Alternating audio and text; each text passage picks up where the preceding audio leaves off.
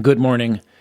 It is Monday, February 26, 2024. I'm Thomas Caldwell of the Aurelian Column, and this is the Monday Morning Report. Well, there was an incident yesterday in Washington, D.C. that I would prefer not to report on, but everyone is talking about it this morning, and that's the senseless death of a 25-year-old Air Force airman who thought it was a good idea to set himself on fire in front of the Israeli embassy in protest of what's going on in Gaza. It's my understanding this morning from a few sources that he succumbed to his injuries, which, if you know anything about burns and what they can do to people physically and psychologically, is a mercy. It is a senseless death, was not going to accomplish anything, and it was done by someone who quite obviously was quite mentally ill. This, if anything, underscores the amount of mental illness that we have in this country. This guy was in the computer business, at least not the business, but what the Air Force does with computers. There's a lot of stuff coming out about him. He had a good future, apparently. He seemed like a nice, smart, healthy young man who something happened to him. One of the downsides of this sort of thing is that you can expect to see his portrait on display in places around the Middle East that are going to want to capitalize on this. All I can say is that this sort of thing has never worked, and it never will work.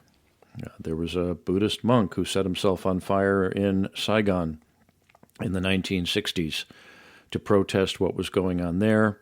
It did not stop the Vietnam War, and I believe that's happened a couple of other times at the Pentagon.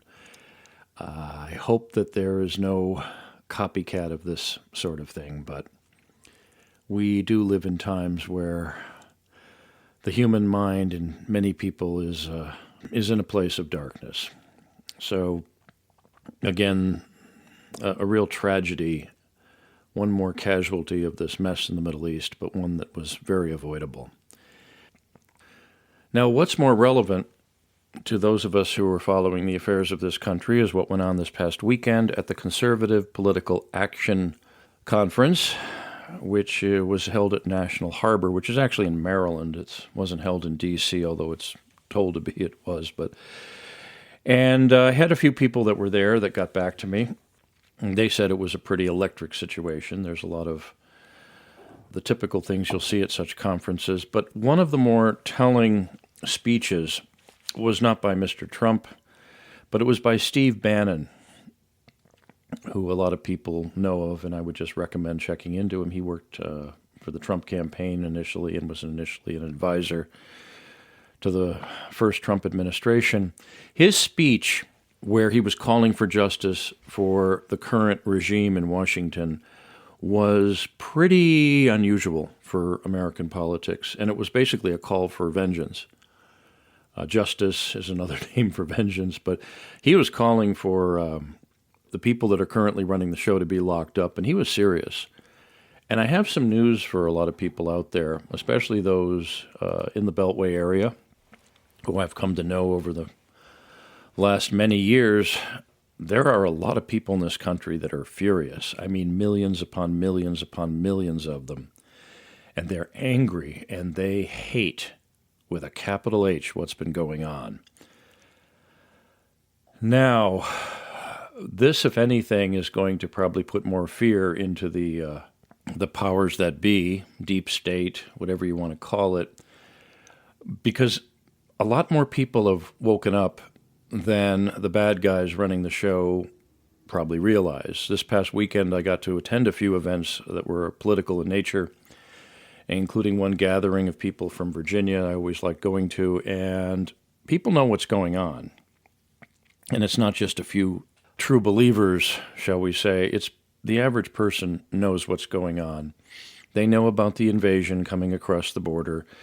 They see their country changing. They see more and more insanity of the kind you saw this past Sunday. And human beings can only be pushed so far before they push back. That is as certain as the sun rises every morning. It's going to be an interesting few months, like everyone keeps saying, but the fact that Steve Bannon will go out there and literally call for the people in charge to be brought to justice in the way he did shows exactly how determined a lot more people have become. I would recommend people look up that speech and read the words of it as well. The other bit of political news is Nikki Haley lost in her home state of South Carolina. She's out. Whether she likes to believe it or not, she's out. I believe Trump will probably secure enough delegates to win the nomination formally within the next month or so. The big question now is not whether he's going to be nominated, but who his vice presidential pick is going to be, and that's going to be quite significant. Now, everybody's jumping on Joe Biden because he is quite simply too old and not in anything like good enough shape to be the head of any country. But Trump is not exactly in the best of shape either. This is the guy that served McDonald's hamburgers at a few White House functions. He is not exactly someone that you see in the gym, and he's up there in years as well. My concern is that if something's going to happen to him, and if anything does, and it would not be unnatural if he passed away from a heart condition or something, nobody would believe that it was natural. It was pointed out to me this past weekend by someone, you can elect someone who is indicted, someone who's on trial, someone who's been convicted, someone who's in prison, but you cannot elect a corpse. And I have to concur with that. The thing is, we live in such a suspicious, paranoid environment right now that if Donald Trump had a Big Mac attack that took him out, well, I don't want to think about that. My suspicion is that he will do what he's famous for, and that is make a deal with the powers that be, a compromise of some kind, so they won't keep pushing this thing. Because there's no one on the other side, the Democrats, that could take power and do a decent job, but that's not stopped them before. On the Republican side as well, who else is there if something happens to him? And the turmoil that would be caused by something happening to him, even if he passed away from natural causes, that's something else. Do I think that'll happen? No, I think he's probably has a better constitution than that, but you never know these days. It's a stressful time right now. I have been given a lot of different names of who his vice presidential pick may or may not be. I don't want to mention any of them because all they are guesses at this point. When he would announce this, I don't know. It'll probably be about the time he wins the nomination. When he has enough delegates, it'll probably be over the next month or so. And then at that point, the presidential campaign will begin. Now, another thing I want to bring up, and this is something that's a little more closer to home, it's been brought to my attention all the charities that have popped up to help Palestine and to help Gaza and to help Israel. In fact, I was presented with some, what we commonly call junk mail here in the United States for an organization that was there to raise money for Israel. I'm not going to name it. I'm not going to give any information as to what this or other organizations do. All I'm going to say is that let the buyer beware, because one of the things that America is very good at is putting together charities where very little, if any, money being raised for the charities ever ends up where it's supposed to go. This is not to say every one of these organizations are scams, but they always pop up and proliferate whenever there is a serious issue. I remember when Ukraine was invaded, I was driving around in the D.C. area listening to a news channel, and I was shocked at all the advertising that had come out for all these new foundations or associations or whatever to support Ukraine, spouting out their websites and asking for donations. And if you look at some of this stuff, they're very vague about what they do with the money. So if you are interested in making donations to these organizations, which proliferate like mushrooms after rain in the U.S. whenever something like this happens, I would be very careful, check into them, see that they have a phone number, an office, there's public filings or whatever. But before you send out a check for any amount of money or a substantial one, find out what you're paying for. This is something that people don't really get into when they get overloaded with emotion. Oh, all these poor children. I better send a check for $1,000 to these people that just sent me something in the mail with a stamped self-addressed return envelope in there. Be careful. Be careful. The other thing I want to close with, and this is the need for critical thought more than anything. I talked about this last week. I have been presented with an awful lot of information as of late that people are thinking there's something to it, and you do a little bit of research, a little bit of real research, and it turns out to be total nonsense.